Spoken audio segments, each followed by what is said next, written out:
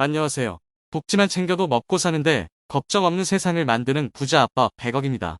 매일 도움이 되는 핵심 정보만 전달해드리고 있는데요. 오늘은 실업급여에 대해서 자세히 알아보겠습니다. 특히 내가 사표를 내고 그만두게 되더라도 실업급여를 받을 수 있는 경우가 있으니 이 점에 대해서도 상세히 알려드리겠습니다. 알아보기에 앞서 좋아요 한 번씩 눌러주시면 정말 감사하겠습니다. 실업급여는 흔히 내가 원해서 그만두면 받지 못한다고 알고 계시죠? 맞습니다. 원칙적으로는 스스로 사표를 내고 회사를 그만뒀다면 실업급여는 받을 수 없는데요. 오늘은 스스로 퇴사를 했어도 실업급여를 받을 수 있는 경우에 대해서 말씀드리려고 합니다. 그리고 노년의 기간제 근로자로 근무하는 경우가 많은데 이런 경우도 일을 그만두고 나서 실업급여를 받을 수 있다는 사실 알려드립니다. 오늘은 실업급여에 대해서 자세히 안내해드릴 테니 시청하시면서 좋아요만 한번 눌러주세요. 먼저 실업급여를 받기 위해서 다음 세 가지 조건은 꼭 갖추셔야 합니다. 첫 번째, 퇴직 전 18개월간 고용보험이 적용되는 회사에서 180일 이상 근무하셔야 합니다. 두 번째, 비자발적으로 퇴사한 경우여야 합니다. 세 번째, 근로의사와 능력이 있음에도 취업하지 못한 상태여야 합니다. 여기서 주의할 점은 180일이나 하면 입사해서 퇴직할 때까지의 기간이 아니라는 점입니다. 보통 계약직으로 근무할 때 6개월 계약을 하였으니 계약기간이 종료되고 실업급여를 받을 수 있을 것이라 착각합니다. 그러나 실제 근무일수를 기준으로 합니다. 실제 근무한 일자가 180일이어야 하는데 근로기준법상 주 5일 근무하게 되면 1일간의 주휴수당을 주도록 되어 있습니다. 이 주휴수당을 받을 수 있는 조건을 충족하면 1일을 근로한 것으로 봅니다. 그러므로 휴가 사용일수 포함하여 약 7개월 이상 전체를 근무하게 되면 실업급여를 받을 수 있는 최소 요건은 충족했다고 볼 수 있습니다. 왜냐하면 한 달 30일 중 평일만 계산하면 거의 22일이지만 만근시 토요일이 4일 추가되므로 26일을 근무한 것으로 계산합니다. 그러므로 26일을 7개월로 환산하면 182일이 나옵니다. 이 점 참고하셔서 계약직 자리가 있으면 최소 7개월 이상의 자리를 찾아보시는 것도 좋은 방법일 것입니다. 두 번째 조건, 바로 비자발적으로 퇴사라는 것은 회사의 경영상 문제 혹은 계약 만료 등으로 그만두어야 합니다. 하지만 근로자가 스스로 그만뒀어도 실업급여를 받을 수 있는 경우가 있는데요.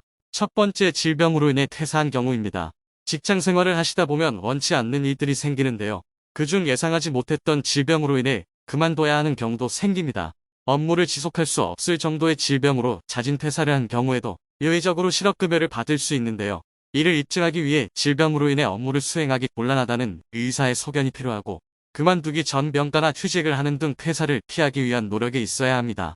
퇴사를 하고 나면 의사의 소견에 따라 필요한 기간만큼 치료를 다 받고 나서 재취업이 가능할 만큼 건강이 호전되어야 실업급여를 신청할 수 있습니다. 두 번째, 통근 시간이 3시간 이상 소요되는 경우입니다. 회사가 이전을 한다거나 원거리 발령을 냈을 때 출퇴근이 힘들어서 사직서를 쓰고 자발적으로 퇴사한 경우 실업급여를 받을 수가 있습니다. 여기에서 말하는 원거리란 버스, 지하철, 기차 등의 대중교통을 이용해 집에서 출발해서 회사 도착까지 편도 1시간 30분, 왕복 3시간 이상 소요되는 거리입니다. 만약 회사에서 출퇴근 차량을 제공하는 경우 그 출퇴근 차량 기준임을 참고해주세요. 세 번째, 주 52시간 이상 근무했을 경우입니다. 물론 하루 이틀 연장 근무를 했다고 해서 자격이 되는 것은 아니고, 퇴사일 이전 1년 이내 9주 동안 주당 근로시간이 52시간을 초과해서 퇴사한 경우 실업급여를 받을 수가 있습니다. 9주 동안 평균을 내서 근무시간이 52시간을 초과할 경우 근로기준법에 위반되므로 이런 경우 자발적으로 그만뒀어도 실업급여를 지급하는 것입니다.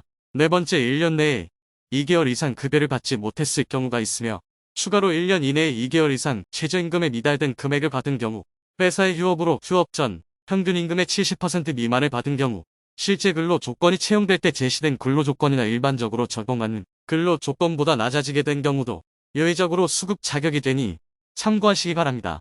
이 외에도 몇 가지 경우가 더 있습니다.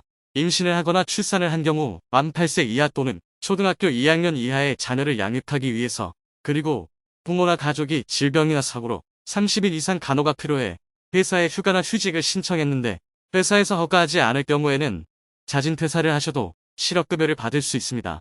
또한 회사에서 성희롱, 성폭력, 그 밖의 성적인 괴롭힘을 당한 경우와 종교, 성별, 신체장애, 노조활동 등의 이유로 불합리한 차별 대우를 받아 퇴사한 경우에는 스스로 회사를 그만둬도 실업급여를 받을 수 있습니다.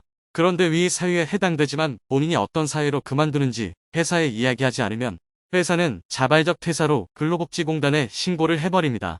그러면 고용센터에서 대상이 아니라는 통보를 받게 됩니다. 그러므로 실업급여를 받을 수 있는 사유로 그만두게 된다면 반드시 어떤 사유로 그만둔다고 인사팀에 연락해두어야 관련 코드로 퇴직 신고를 하므로 이 점 꼭 유의하시기 바랍니다. 미리 이야기해두지 않으면 회사에서는 개인의 사정까지 다 모르기 때문에 실업급여를 못 받을지도 모릅니다. 오늘은 자발적으로 퇴사해도 실업급여를 받을 수 있는 경우에 대해서 알아봤는데요. 혹시 잦은 퇴사를 하게 되더라도 실업급여를 못 받을 것이라 확신하지 마시고 고용센터에 상담을 받으신 뒤에 받을 수 있다면 꼭 신청하시기 바랍니다. 다음 영상에서는 생활에 필요한 더 다양한 복지 할인 및 정보를 소개해드리겠습니다. 끝까지 시청해주셔서 감사합니다. 오늘 영상이 마음에 드셨다면 좋아요 부탁드립니다. 구독, 알람 설정을 해주시면 도움되는 정보를 매일 접하실 수 있습니다. 내일 또 뵙겠습니다. 감사합니다.